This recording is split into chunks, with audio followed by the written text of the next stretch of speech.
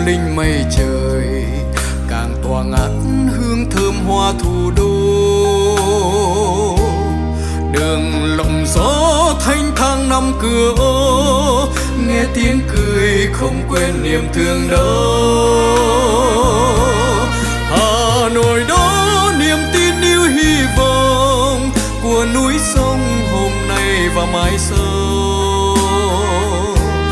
Chân ta bước lòng ung dung tự hào, vì nòng pháo vẫn vươn lên trời cao. Ôi đông đô hồng thiên dấu xưa còn in nơi đây. Ơi Thăng Long ngày nay chiến công rạng danh non sông. Hà Nội mến yêu của ta, thủ đô mến yêu của ta, là ngôi sao mãi rạng rỡ.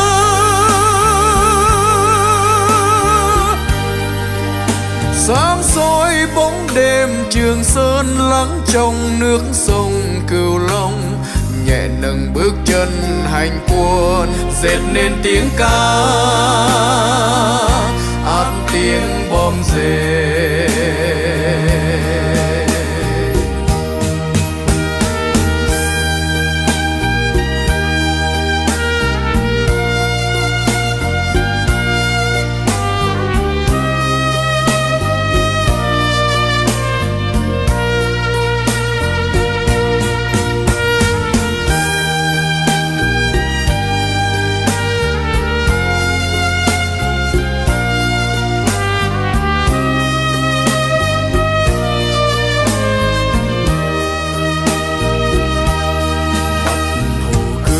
Vẫn lung linh mây trời, càng tỏa ngát hương thơm hoa thủ đô.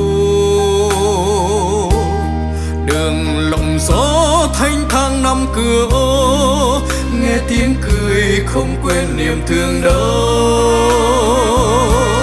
Hà Nội đó niềm tin yêu hy vọng của núi sông hôm nay và mai sau. Chân ta bước lòng ung dung tự hào, vì nòng pháo vẫn vươn lên trời cao. Ôi đông đô hồng thiên dấu xưa còn in nơi đây. Ơi Thăng Long ngày nay chiến công rạng danh non sông.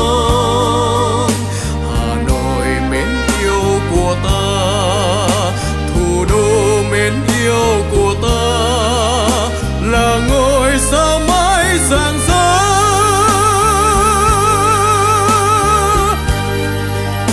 Sáng soi bóng đêm Trường Sơn lắng trong nước sông Cửu Long, nhẹ nâng bước chân hành quân dệt nên tiếng ca át tiếng bom rền.